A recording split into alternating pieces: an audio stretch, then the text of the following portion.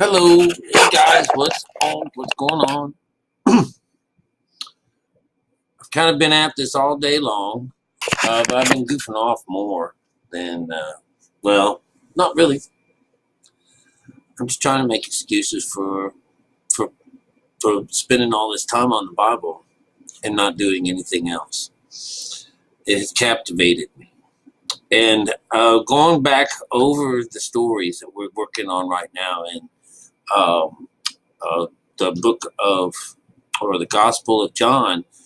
Before we get all carried away, well, I know that we're up there around 10, but I have to go back to 4 real quick. We are in a situation where in the thing of 4, the chapter 4 is going about the worlds.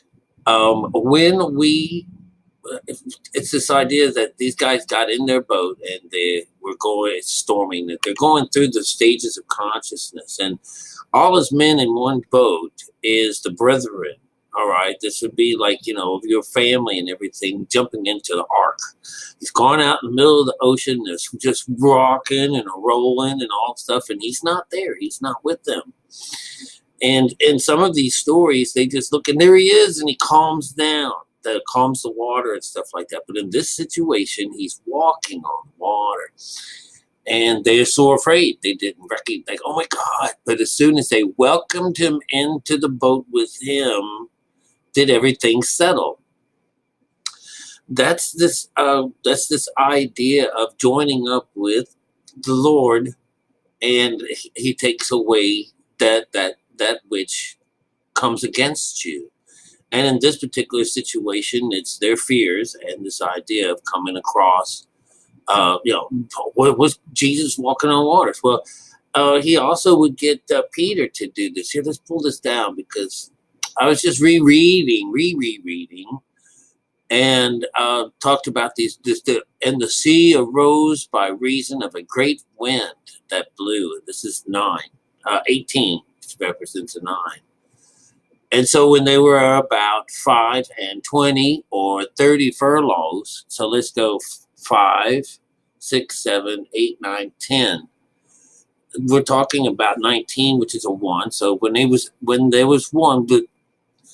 were 1, they saw Jesus walking on the sea and drawing nigh unto the ship, and they were afraid. 20.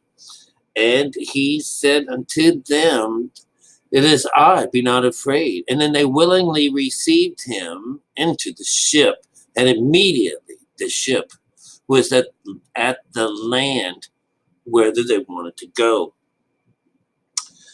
What wonderful writing. If you can remember the story of Jonah, that he was on the ship, and while he was on the ship, he was hiding from Jesus, or from God, and that there was a turbulence things, but in order for them to stop the turbulence, they had to toss him overboard. And as soon as they did that, everything went better.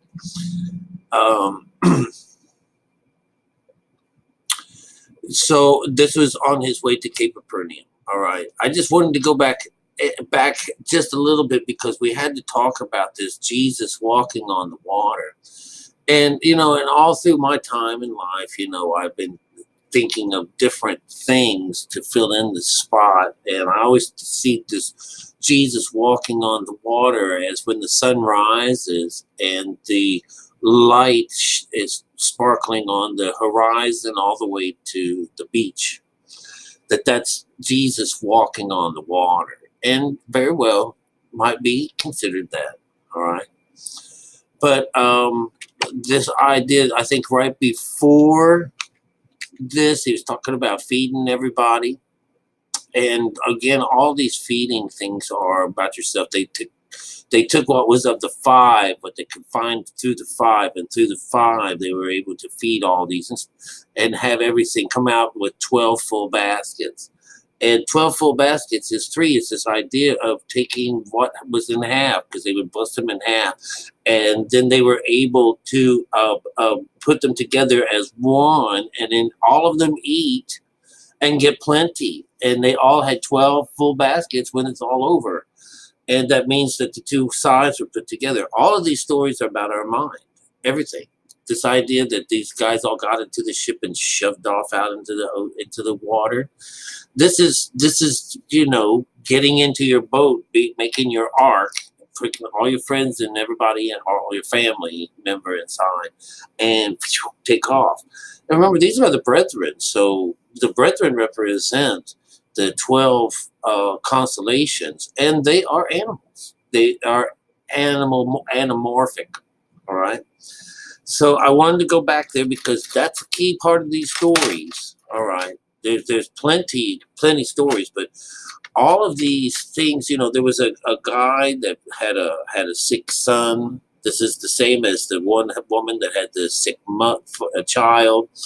These are all stories that lead to Jesus being able to fulfill God's glory, and all of these things are about connecting to God. The guy who gets his eyes fixed, and all of these different situations are all performed on a Sabbath. And he finds out that it was always this way. All of these stories, when something good was happening, even in the story writings itself, shows up on a 7 in the code.